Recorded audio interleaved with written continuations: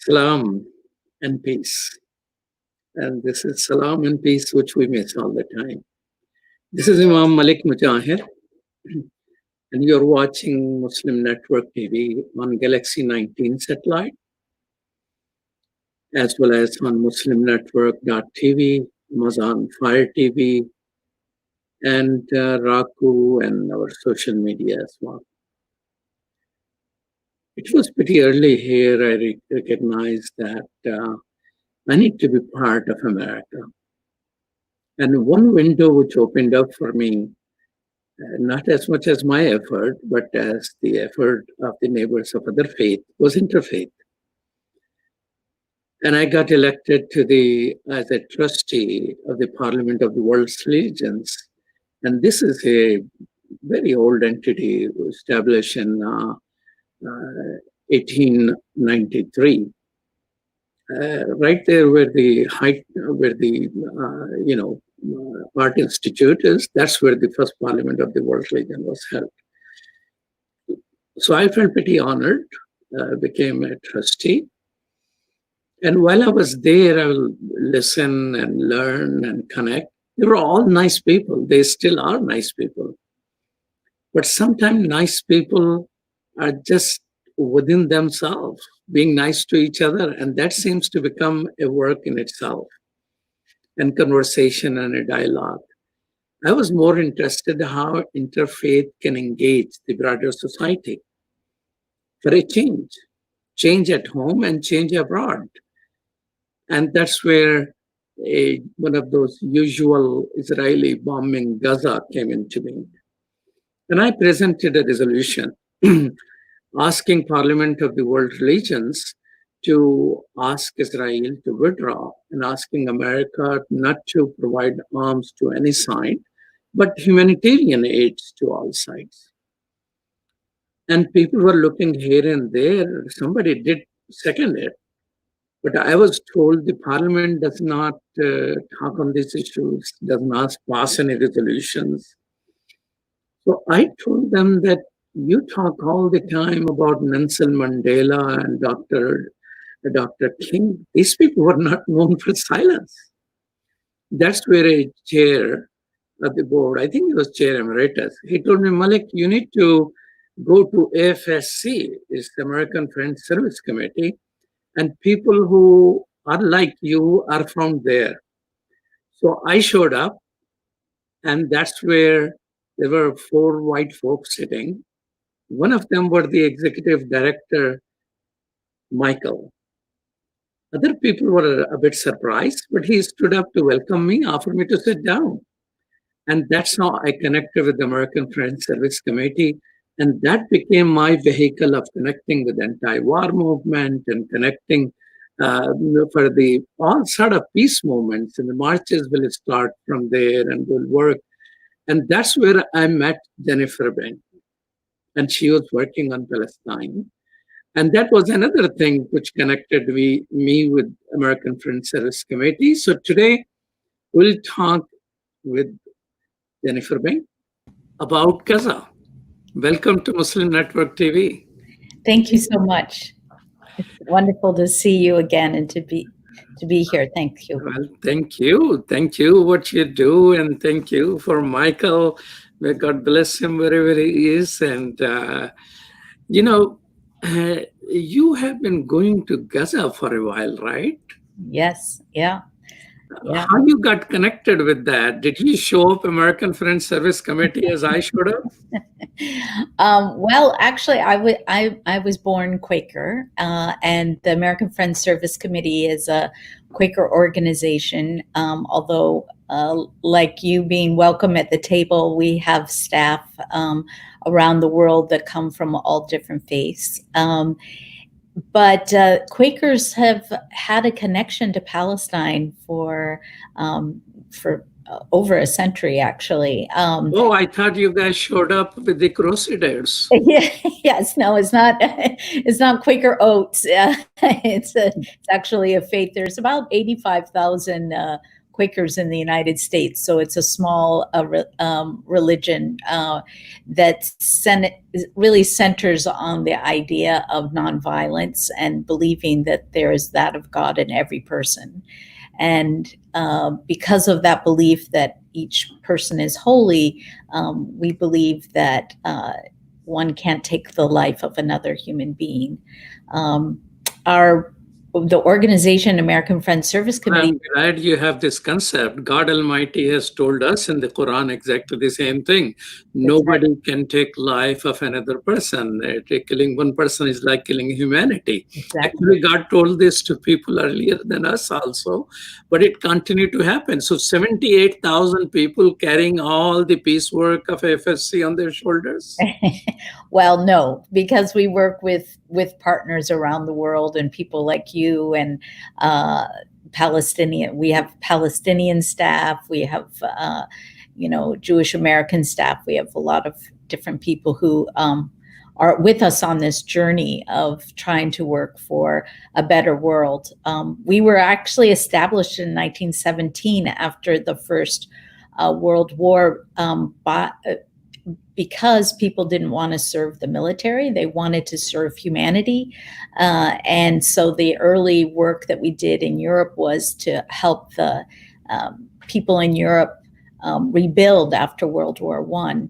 And it was before there was really international development, 1917. And these volunteers then realized that that it wasn't important just to fix the wounds of war, but to really address the roots of violence and to start to work on issues of poverty and racism and injustice. And so early in our first decade of existence, we also worked with coal miners in the United States who were facing incredible injustice before there were unions and safety measures put in place in West Virginia. So that kind of early history. So Gaza, because of that, the United Nations asked Quakers to go into Gaza in 1948 to help with the refugee issue. So after the Nakba, after the catastrophe that came with the war of 1948, hundreds of thousands of Palestinians were displaced from their homes, and many of them came into the small area of Gaza, a small strip of land, 25 miles long and just 6 to 10 miles wide. And it was a community that wasn't prepared to have such an influx of refugees coming.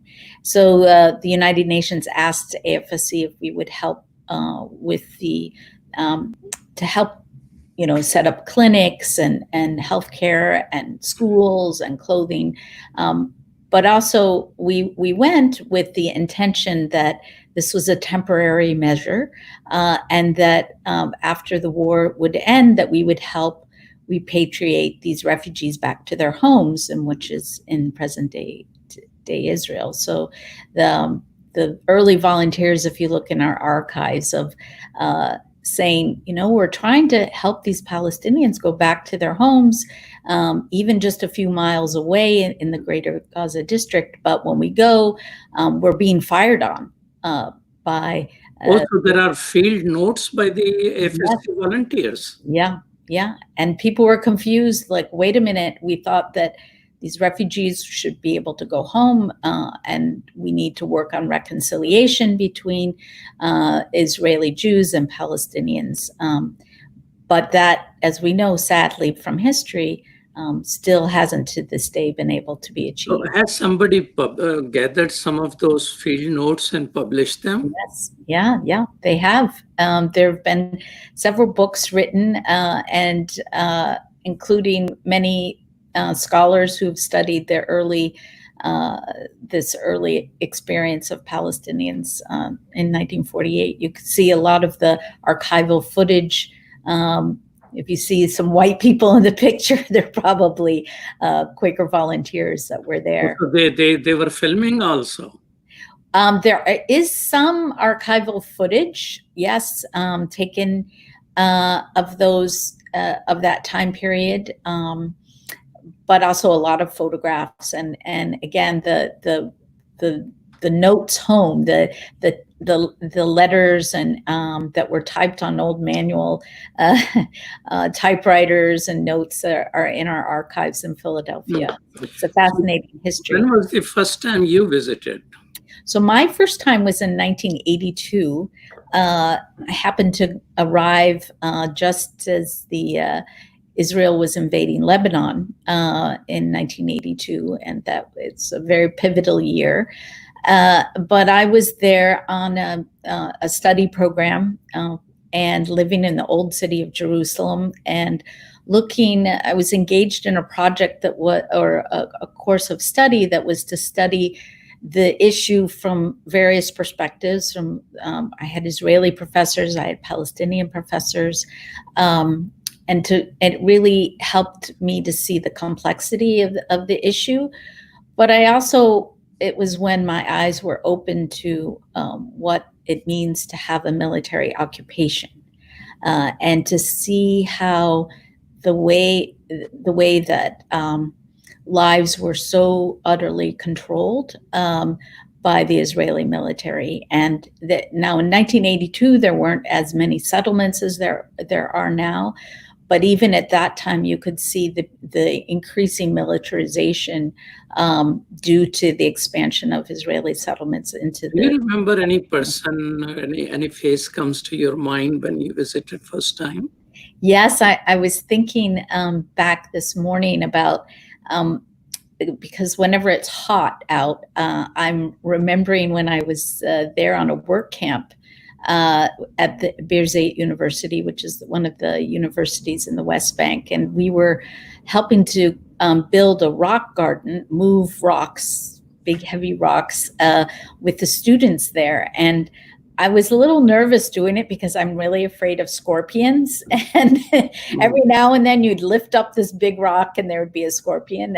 So it was very heavy, hard work. And I say that because I think that I was also feeling very emotional, because one of the young men that was working with us, a student, was telling us his story about his family and how they were displaced and how he had been rounded up by the military in the middle of the night and put in prison and tortured. And he lifted up his shirt where you could see the marks of torture. And this was the first time that I'd ever met somebody who had been tortured before. And I was really overcome by this. And I started to cry. And I remember him saying to me, "Jennifer, I don't want your tears. I want you to remember my story, and I want you to work for change." And I was so shocked, I was young and naive, and but it, that really stayed with me. About, he wanted me to see the pain, he wanted me to know the experience, but like you in your introduction, it wasn't enough just to hear the story. We needed to act. And really, since 1982, I've felt really dedicated to acting, to telling the story of Palestinians, whether they're in the West Bank or Gaza, and trying to let people know what it means to live under Israeli military rule and why Palestinians desire freedom, and what are the systems that are in place, including our the blind support that our government gives to the Israeli government, how this keeps this suffering in place. So, yeah. Go ahead. I did go back after that initial experience to be a volunteer teacher. The Quakers have had a school in Ramallah, in the West Bank town of Ramallah, since the late 1800s.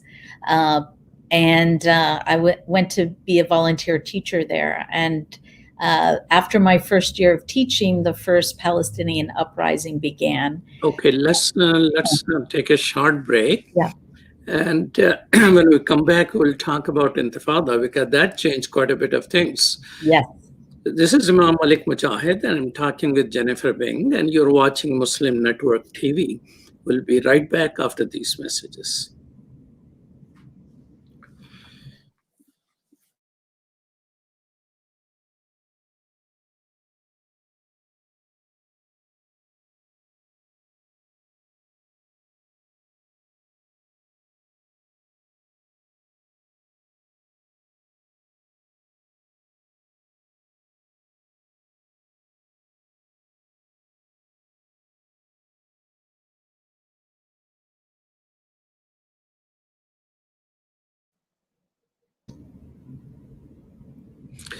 Welcome back to Muslim Network TV. This is Imam Malik Mujahid, and I'm talking with Jennifer Bing from American Friends Service Committee.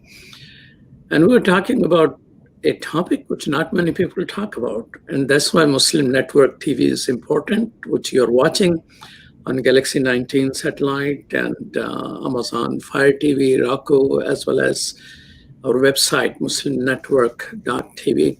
So Jennifer, when Intifada happened, what year was it, and were you there?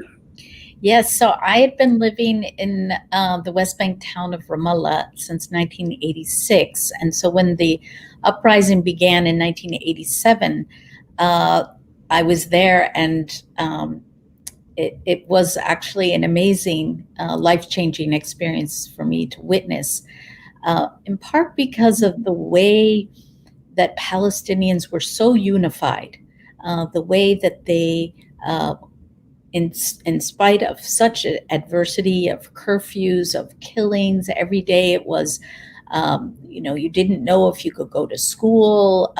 All the schools were closed down, and since I was a teacher, that affected me. You didn't know if you could find bread that day. It was a very chaotic time, but it was also a time where people really felt that the word intifada means to shake off. So that's what it means. Yeah. So I thought it probably means rise up. Yeah, no, it means to shake off, and it means this shaking. It's like we want to shake off these decades of Israeli military occupation, and so it was a time where I think for many people who had up until that point thought of, that the West Bank, that settlements and the continuation of the status quo would just continue forever. It was really a time where people who were living under occupation in Gaza and the West Bank just said, no, it's enough. Like we want to live a life with dignity. We want to achieve our freedom, and we're going to resist. And so much of the nonviolent resistance that I witnessed, of people caring for one another, of, if Israel closed the schools, we would have schools operating in the homes. If Israel closed the health clinics, we'd create mobile clinic, or we, meaning the Palestinians at that time, would create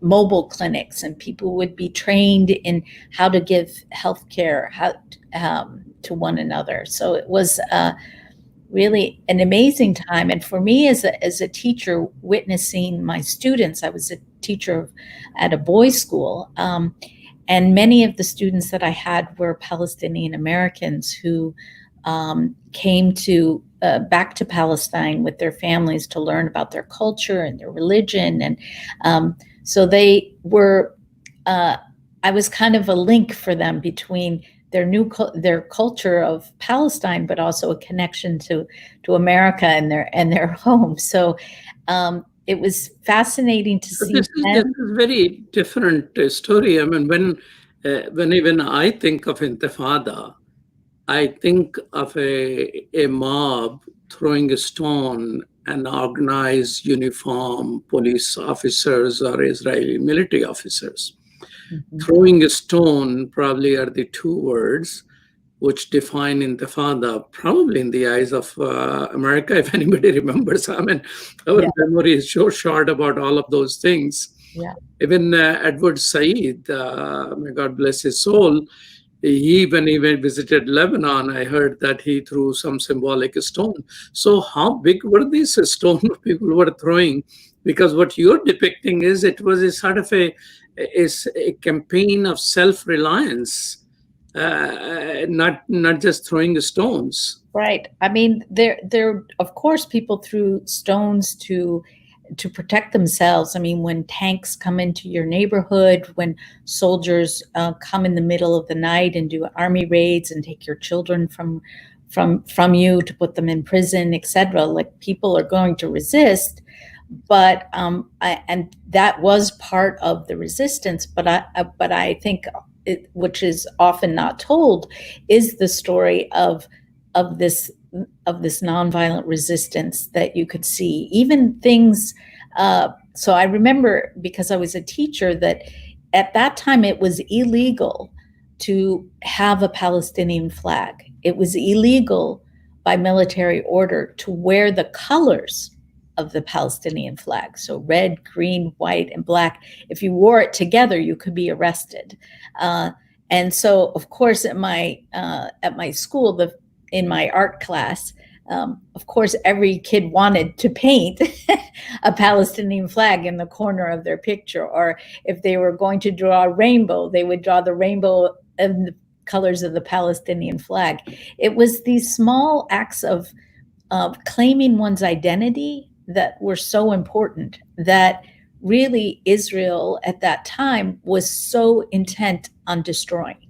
So even a small thing like hanging a Palestinian flag outside of your house, or painting it on the side of the wall, soldiers would rush into the community and force people to erase the flag, or to take down the flag from the electric wire, or and this is where the confrontation really occurred in these. And I remember thinking to myself, like, if the soldiers just wouldn't come in, there wouldn't be this kind of confrontation. If they would stay in their own country and not come in with such military force, it would really have been a different situation. But I remember the kind of consciousness that my students went through at that time period of, some of them joining in demonstrations for the first time, or for the first time seeing people killed and shot. The idea at the time was by Yitzhak Rabin, who was the defense minister, said, we will break their bones so that they will stop throwing stones. So this force, might, and beatings was the policy to go and to quash the resistance. So you saw everywhere, villages, refugee camps, cities, everywhere. There was this kind of. So when the kids go to, come to classes, I mean, during Intifada, you're mentioning they maintain schools. So when these kids are coming, are they writing stories of Intifada? Are they talking about what they were doing, or they take time also to think of the future? Well, I remember so the schools were closed so much, so you never knew when it was open or closed. And I remember when we reopened briefly, I was teaching a group of 4th grade boys, and one of them came into the classroom late. And, when you reopen after being closed, the school really wanted to instill discipline again. Like, don't let the kids run around, and they're used to being in the streets, and they're so active. So we need to have discipline in the classroom. So, I'm not a big disciplinarian, but when one of my students came into the class late, I said to him, look, you're late to school. The bell already rang, and he had he was a small boy, he had his big backpack on, and he sat down at his desk and he kind of hung his head, and I realized I wasn't going to give him a hard time about being late to class, but that I did want to give him the space to kind of say what his worries were. You could tell just by his physical self. And I said, is there something that you want to share? And he said, there's just so much blood. There's just so much blood. And I said, what do you mean there's so much blood? And he said, they came in and killed people in my village last night. And one of my neighbors was put on the kitchen table and he was bleeding all night long. And I was like, whoa, I'm not ready to deal with, I'm not prepared as a counselor to help this young man. And I really didn't know what to do. And he shook his head and he just said, there's so much death. I just don't know why we should keep living. And I thought, oh my God, what am I going to say? And one of the other young boys in the classroom, mind you, these are fourth grade boys. Oh, my goodness. Yes. The fourth grade boy turned to him and said, Muhammad, it's not about death. We need to live. We need to live because living is what our oppressors don't want us to do. They want us to give up. They don't want us to be educated. They want us to leave our land, and you need to live. And all the boys in the class stood up and they started clapping and they're like, we are going to live. And they started chanting. I'm like, uh-oh, I'm really going to be in trouble now for not having discipline in my classroom. But it was such a beautiful moment of watching each other, these young boys helping each other stay focused. And really that samud, that steadfastness that Palestinians have, and I was such a privilege for me to witness back then in 1988, and every year since then that I've been able to travel back and meet Palestinians, this desire to live, it's incredible. Jennifer, do you know where those boys are today? I'm not sure. No, I a few years ago, some of my students I've stayed in touch with. One of them is actually a journalist in Ramallah in Palestine. He's worked with the BBC and various things. And he had talked to me about wanting to make a film and going back and finding all these young boys who are now, middle-aged men, what happened to them. And I've kept in touch with some, and but not all of them. And that young boy in particular, I probably could track him down, but I haven't. He may be living in the United States for all I know at this point. But there's so many experiences that I've had with Palestinians that have shared these very special moments with me, and that really motivates me to work for change. That to me, it's very sad to think that those experiences of young children being exposed to so much death and destruction around them continue to this day. That there still are Army night raids in the middle of the night where people are taken away to prison and tried in a military court system that's totally unjust. 99% conviction rate in military courts, and this desire to keep living and to stay steadfast. And particularly, you mentioned Gaza. That when I think about my first visit to Gaza in 1982, how easy it was to travel there from Jerusalem. You just got into a taxi and 20 minutes you're at the Gaza border, and the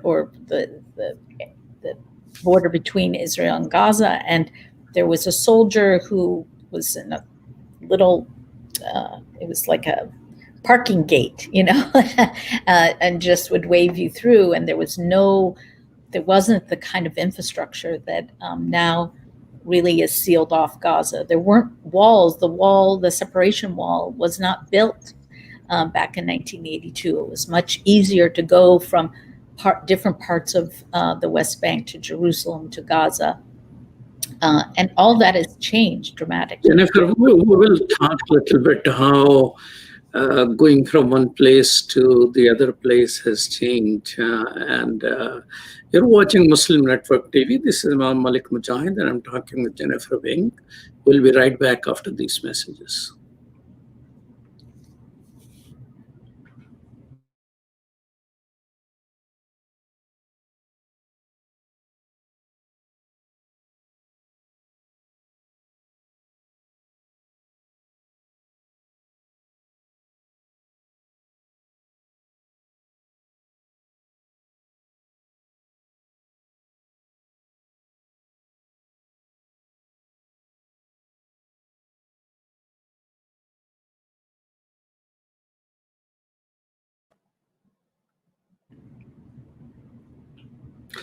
Welcome back to Muslim Network TV. You're watching us on Galaxy 19 satellite as well as Amazon Fire TV and Roku. This is Imam Malik Mujahid. I'm talking with Jennifer Wing, and these are sort of her memories of visiting Gaza and Palestine under Israeli military occupation. You were, Jennifer, talking about kids who are essentially counseling each other. You're talking about a 9-year-old kids, 10-year-old kid in 4th grade, counseling each other about watching somebody die, seeing blood, and in the torture. And those kids is still thinking that they want to live to free themselves. Do you think this desire for freedom will ever die for Palestinians? Because it has been 70 plus years. I don't think it will die. And it's really to the credit of the community that they've been able to keep generation after generation, knowing their history, knowing their culture. And despite like all the obstacles, I do, you talk about the children, and part of the work that I did prior to coming back to the United States was to do documentation about the impact of the occupation and the first Intifada on children. And that brought me to interview many families, many children themselves about what their lives were like. And I remember being surprised often that even at a young age, children were very articulate about politics. I remember in Jabalia, a refugee camp, which is the largest refugee camp in Gaza, meeting this young boy whose mother said, "Oh, he's such a troublemaker that, when there's a curfew, she's always worried about him because he sneaks out and he gets on his bike and he's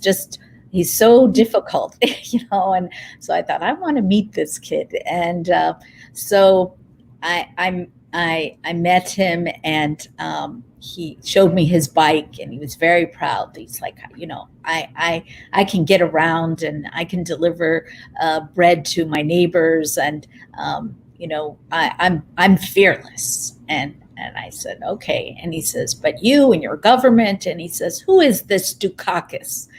He was running for president at that time. And he's like, who is this Dukakis? He's not, he's not a good leader. And I'm like, oh my gosh, how is this, 9-year-old, 10-year-old boy in Gaza telling me about American politics? And so I said to him, so, you've watched, you seem to know a lot, like, about your community and about politics. And so what do you think about these soldiers that you see here? What do you think they say to their children when they go home? when they go home to their houses, when they're not here occupying you, what do you think about that? And he looked at me and he said, soldiers don't have children. Oh.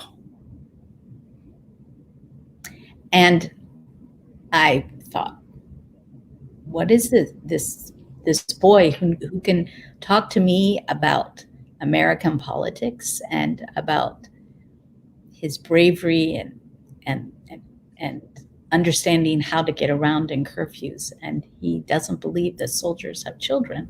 And that stuck with me, because the dehumanization of people and the kind of things that I know he witnessed in Jabalia, because I documented it. I saw the they called it the pond, but it was a pond of sewage because of the electricity, which is still a problem in Gaza, of not being able to drain all the sewage, that the soldiers would beat up the children and then break their bones, and then they would throw them in the pond. Oh, in the sewage. Into the sewage.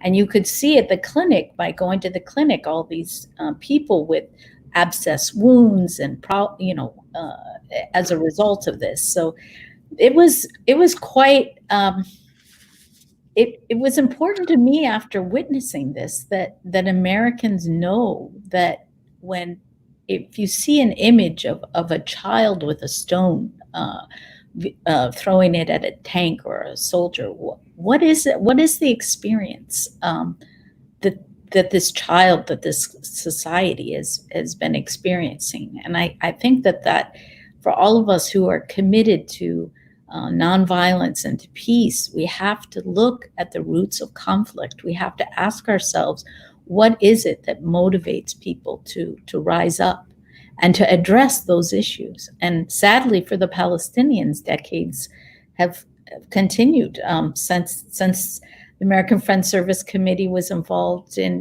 with Palestine in 1948 and Gaza, that this desire for refugees to return to their lands and their homes. If you visit people even today in Gaza, women will bring out the key to their homes. They've kept the keys to their homes that are in present-day Israel, that are sometimes just a few miles away from Gaza, and they still can't return. So this desire and this knowledge that one day that they will see justice, that belief is strong. Tell me, Jennifer, we hear in news, you mentioned that you research children.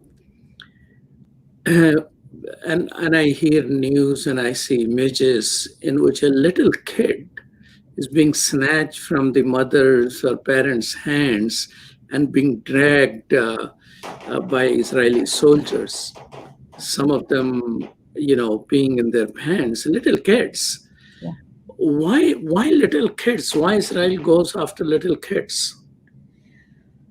Well, and right now I'm working on a campaign called No Way to Treat a Child, and that it's a campaign that we are working on with Defense for Children International Palestine, that is addressing this issue of the detention of Palestinian children.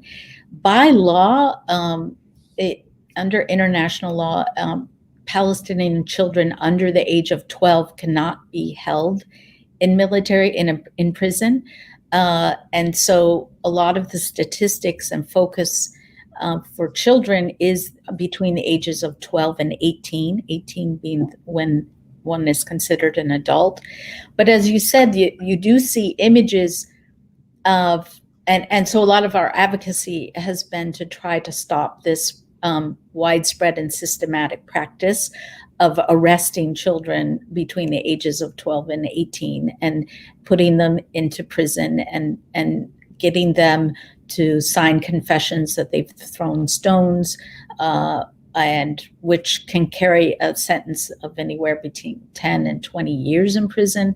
Most children who are convicted of throwing stones, their general sentence is 3 months in prison.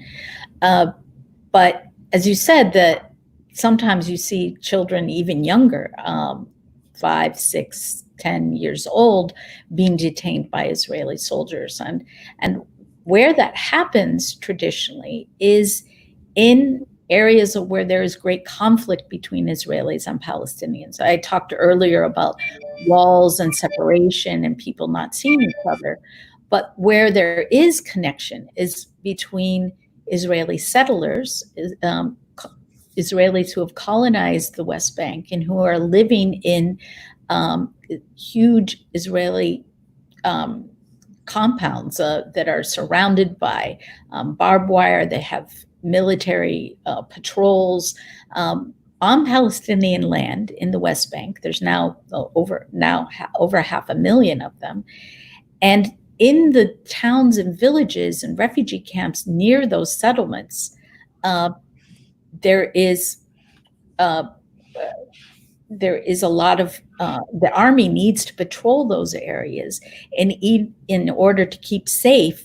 these Israeli settlements, so that you see the army coming in to make sure that the community doesn't rise up, they don't organize to try to resist the settlers and the settlement encroachment of taking more and more land and property and so forth. So part of what they do with children is children are the most vulnerable, among the most vulnerable in a community. So if you bring a child without a lawyer present, without their parents present into a confession, they're more likely to give up names so that they will say who in their community is organizing, who is it that is the leaders and that kind of thing. So children are vulnerable, and certainly it doesn't take much sometimes to make them give up names and give that kind of information to people. The other thing that it does is that children are being used in some way to go after the adults, because children are innocent, they're not strategic, and they may not be tough enough to resist the psychological torture or physical torture technique used. I mean, even 12-year-old is a child for me. Yes, exactly. Since 12-year-old is okay to be subjected to all of that, taken away from parents. And also, what it means for the family unit. I mean, if you look at the objective of Israel is to have Palestinians leave. They want them to leave their villages. They want them to leave their lands. And so you put pressure on a family if a child is taken out from the home and the parents can't do anything about it, they can't protect their children, then when the child comes back from prison, do you think they're going to listen to their parents? They know now that their home is no longer a safe haven for them. Their village is no longer safe. So it becomes a dilemma, I think, for a lot of parents of who do we really want to stay here and subject our children to this violence, and even within the family unit, how does one continue to provide protection, to be an adult to a child that at this point, if a father is not able to protect the son, how much is the son going to respect the father? And then so the whole breakdown of the family and the community is really apparent. And as I say, this is so widespread and systematic. It happens. How widespread is it? Well, since the year 2000, 10,000 children have been prosecuted through the Israeli military system. So they've been arrested, oftentimes in the middle of the night. They've been taken into custody without a family member or lawyer present and gained a confession, and then they are tried in a military court. A military court is where the military is both the judge and the prosecutor, and so that. And we are still talking about 12 to 18-year-old. 12 to 18 years old. And a majority of the children are boys, but there are some girls that have also been arrested. There's a famous case of a young woman, Ahad Tamimi, that did make some international news because of her case, because so few, it puts a face on these children and the conditions that they face in detention, which their schools and 10,000 have been tried. Are there a whole lot of other people who have not been tried but taken in? Oh yeah, every day there are Palestinian children that are detained on their way to school, and it's totally up to the oversight of the soldier. An individual soldier can stop you at a checkpoint on your way to school and say, "You over there, sit down," and blindfold them, handcuff them, and maybe sit there for the rest of the day in the sun. There is a military order that says, which is what the military law in the West Bank is, that says that one can be tried for disrespecting a soldier. So what does it mean to disrespect a soldier? Is it a disrespect to slowly get your ID card out rather than fast? Is it disrespect to keep your head down or not to smile? So how this is interpreted, it really is, it's up to an individual soldier. And so what this means is that the whole population, the whole millions of Palestinians are at the discretion under the rule. They really have no rights when it comes to an Israeli soldier deciding that. Israeli judiciary system, do they get involved? Human rights organizations, can they use any mechanism to stop these practices? Absolutely. I mean, as I mentioned, the organization that we work with, Defense for Children International Palestine, they constantly are bringing cases to the United Nations and also to the ICC, the International Criminal Court. There are many Palestinian human rights organizations, both in the West Bank, Gaza, and Jerusalem, and also within 1948 Palestinian human rights groups there. So definitely they have brought the case of Palestine to the International Court.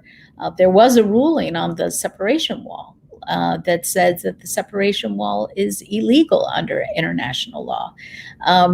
But that was in 2005, and it's still, the wall still exists. Separation law meaning separation of children from their mother.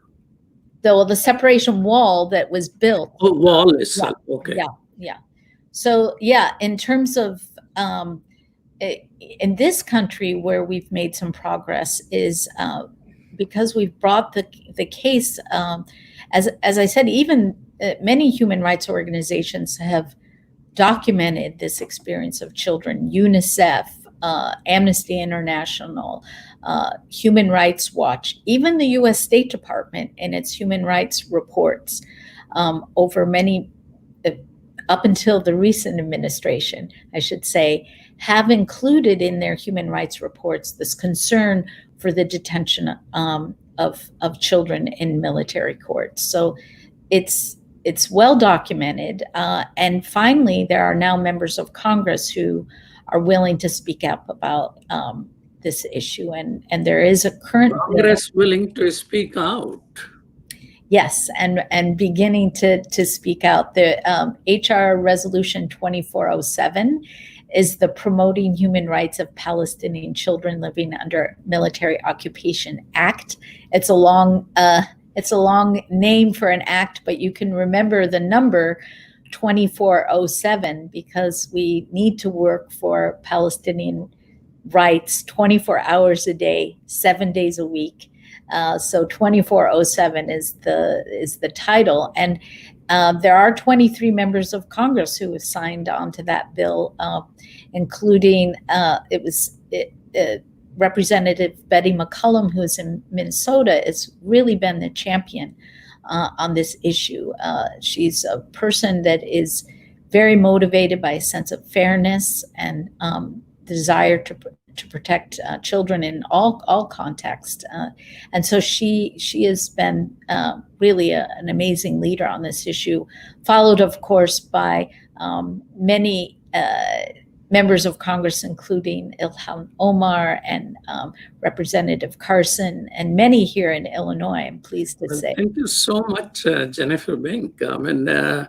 You have been on this for a while, and we thank you, and we thank AFSC, and we thank Quakers. 78,000 Quaker taking the whole world with them. That's amazing. I wish I had 10,000 Muslim like that.